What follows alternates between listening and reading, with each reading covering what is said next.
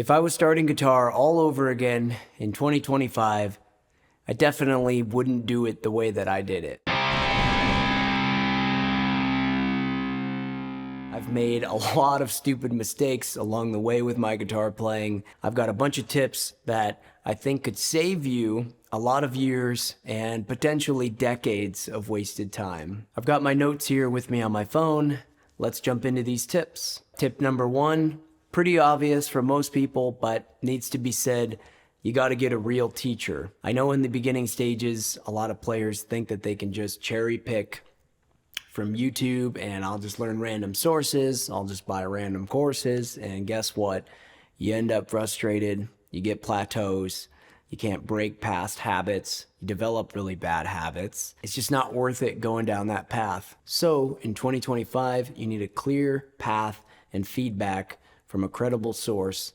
And that's going to save you many, many years of frustration, and it's going to develop you properly as a player if you have the right teacher. The second tip that I have for you is going to be learning songs early on. A lot of people obviously pick up the guitar because they want to play their favorite songs, right? But there's a lot of players now, I think, that are impressed with what they see online, and they kind of just want to practice drills and play fast and shred. You can practice all the drills you want. You can get good with the metronome. You can do all this technical stuff, but practicing, analyzing, and learning songs is going to give you repertoire. It's going to teach you more about how things are going on sonically with a band. You're going to play songs. There's an emotional payoff, and you'll be able to play that stuff for others as well whenever the time calls. And here's a little pro tip that I have for you with learning songs in the beginning stages. Learn songs that are just above your skill level. This is going to help you push to those next levels and push the boundaries. Don't learn songs that are way far out of your current reach, because they're just not going to be attainable. That's going to introduce more frustration and resistance. But if you get songs that are just above where you're at, that's going to help you grow a lot faster and keep you motivated along the way. All right, so tip number 3 is going to be practice less, but more often. And at first blush, that's like, practice less? What is this guy talking about?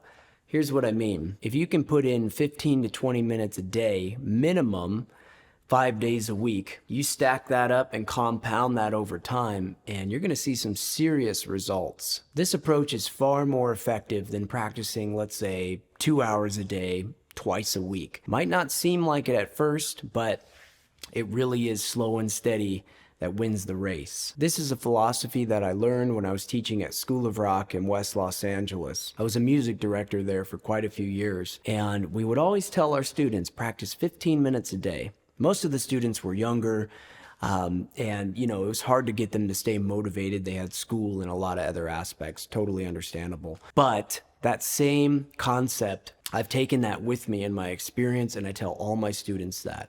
Even if you're busy, find 15 minutes a day, and I promise you, over time, that's going to compound, like I said, and you're going to see excellent results from doing that over time. Oh, and with this method, you're going to avoid burnout, which is huge in today's world. Tip number 4 is going to be recording yourself for feedback. This is pretty important. I would say if you want to get exponential gains, or if you want to maximize your learning in your early stages, really in your entire career, if that's what you choose to do, nothing better than kind of recording yourself and hearing yourself back to audit what's really going on. You don't need anything fancy. You don't need to buy a bunch of programs, a bunch of microphones, a bunch of stuff. You can use your phone just to record yourself back. But here's the rub. Don't record videos of yourself, because that can distract the ears. Don't watch yourself play, just listen to yourself play. If you can just listen back to yourself, you can analyze what you're hearing. Don't compromise any of that with what you're visually seeing until you're ready to do so. All in all, recording exposes all of your weaknesses.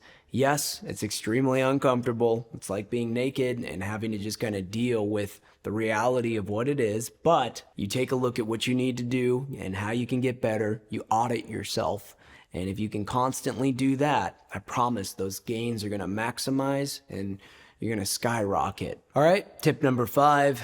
This is a big one. Avoid flashy fakes. Follow real players. If someone doesn't ever show the process, doesn't ever post live clips, doesn't keep it real, just skip it. Follow players that are transparent. They play live. They post raw footage. They make mistakes. They keep it real, man.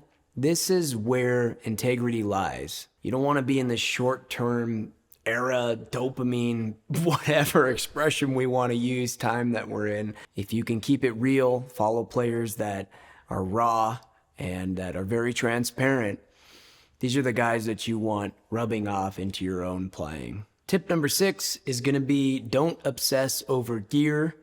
Guitar players tend to have, what do we call it? Gear acquisition syndrome.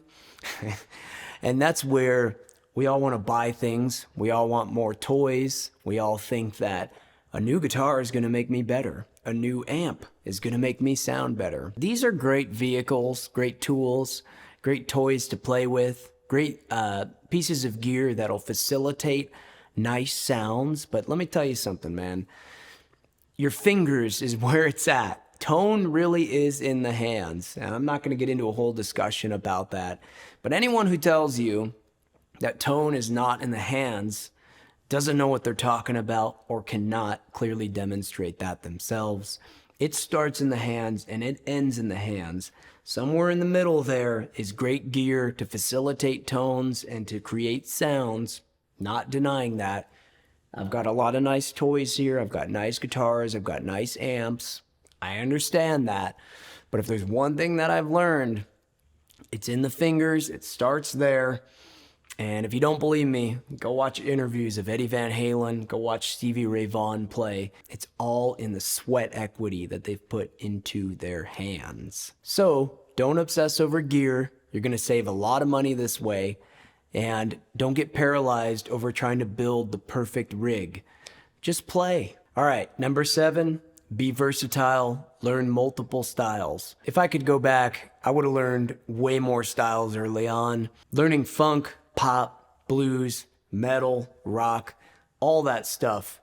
That's what's going to give you tools that you're just not going to find otherwise. Combining these various styles is also what's going to give you your own unique voice. Early on for me, I only played metal. I only wanted to play metal. And there's nothing wrong with that. But as the years went on, learning more jazz, blues, and of course now some different pop and stuff like that, this is what's going to make you a much better player. You're going to be way more in demand. And just flat out, you're going to be a better player. You're going to be way more versatile. And if you have any goals to be a working guitar player, certainly as a hired gun, versatility is king, and it's going to make you way more employable. Let's wrap this up now.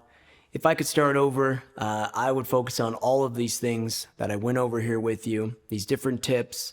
And these are the exact same things that I talk about with all of my private students, except that we dive so much deeper and we go through actionable steps that get you there. So if any of you guys are interested in one-on-one coaching, Zoom lessons, check the description box below on how you can contact me. So as always, leave a comment. I'd love to hear your story and some of the challenges you might be facing right now in your stages of your guitar journey. Hit that subscribe button, and I'll see you in the next video.